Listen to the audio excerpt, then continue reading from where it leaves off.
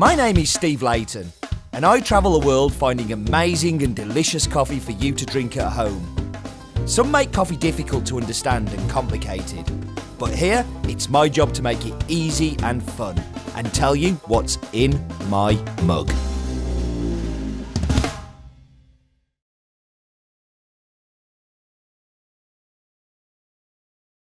Hello and welcome to In My Mug, episode 428. Thank you for joining me. Good to see you as always.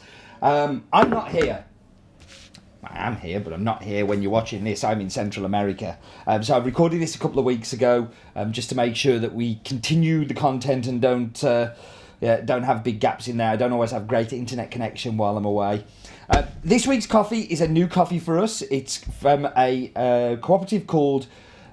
I have notes today, because this is complicated, called Maraba, but it's not called Maraba. Its actual real name is Abahuzamagambi Bakawa Ya Cooperative. But they've very, very kindly shortened it to Maraba, which is very, very helpful for me. It is from Rwanda. And this is a problem with a lot of the African coffees, that I'm not going to talk a lot about this today because I don't know a lot about it. It has purely been bought on the quality of the cupping table. It is something that was tasted on the table and I went, it's this, I like it, I want it, and bought it. It comes from a cooperative with an altitude of 1,700 to 2,200 metres above sea level. It is a fully washed varietal. It is a red Bourbon varietal. They produce around about 6 containers a year, which... equate that into bags is around about 1,600 bags, something like that. 1,800 bags. It's harvested March to November.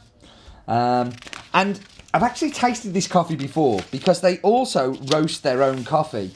As this is their brand here, you can't see it on the screen, but they roast their own coffee.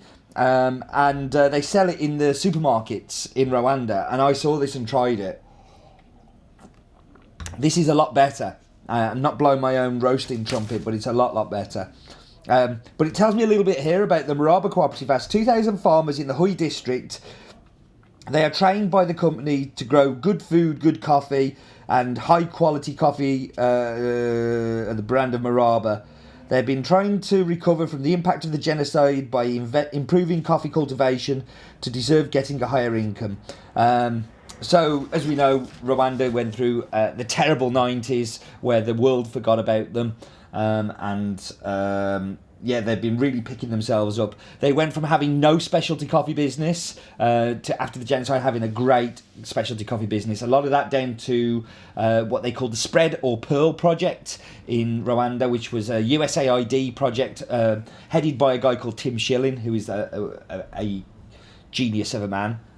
Somebody who I was very lucky to meet on my last trip in Rwanda, and very humbled to meet. He's a super guy. Okay, let's go do this week's map bit.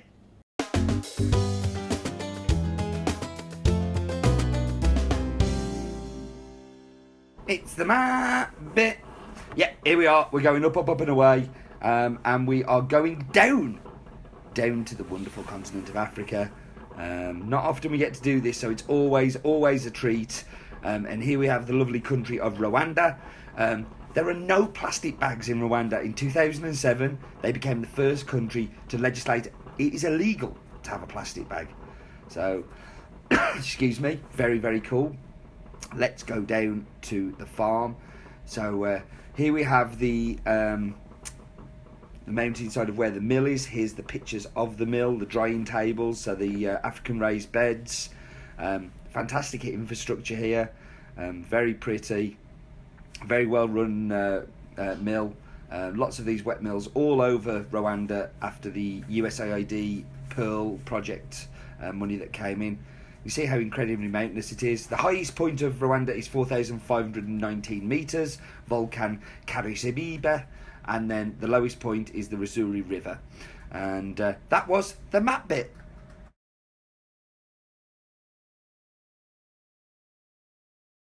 So yeah, this is a coffee that I can't really tell you a great deal about apart from how it tastes. So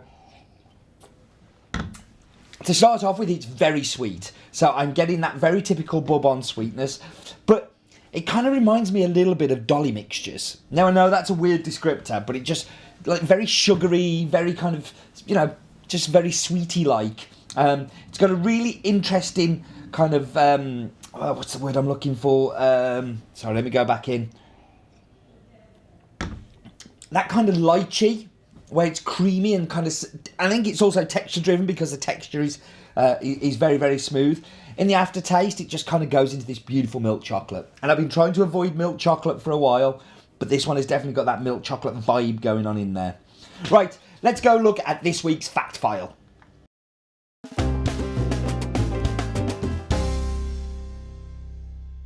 So welcome to this week's fact file. And interestingly and funnily, we're in Africa. In Africa, when I'm in Central America, isn't that fun? And we're focusing down on the very small country of Rwanda.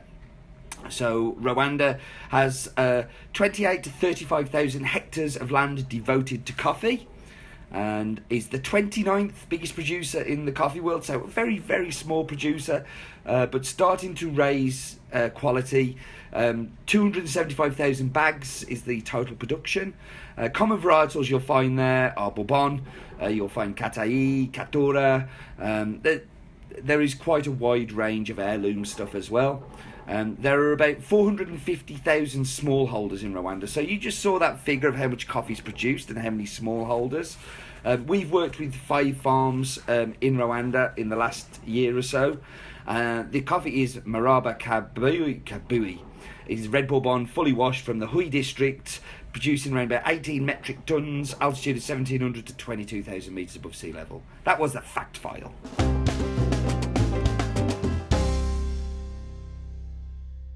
Back, let's go into this espresso. I'm looking forward to this.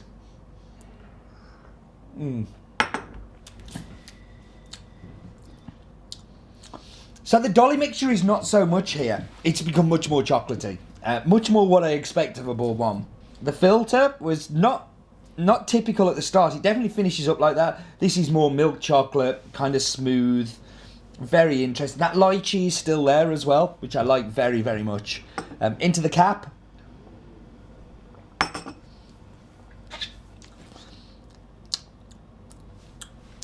I like it. I wish it was coming through more. Maybe I was spoilt. The last week's one, the Nicaraguan Longbri, really came through as a beautiful cappuccino. That's a little bit sitting underneath. It's like I'm not really getting so much coffee. I'm getting much more milk. But no, it's good. It's good. Let's go see what Glue's got to say.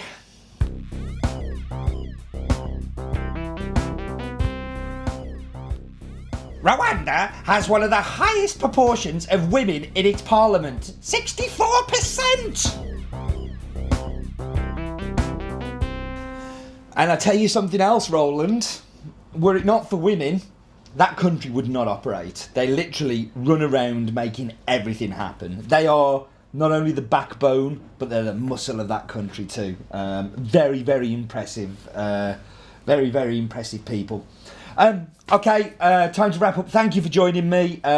Next week we will be having something from the farms that I'm visiting, so please come back for that. Thank you for watching, and do remember, life is definitely too short for bad coffee.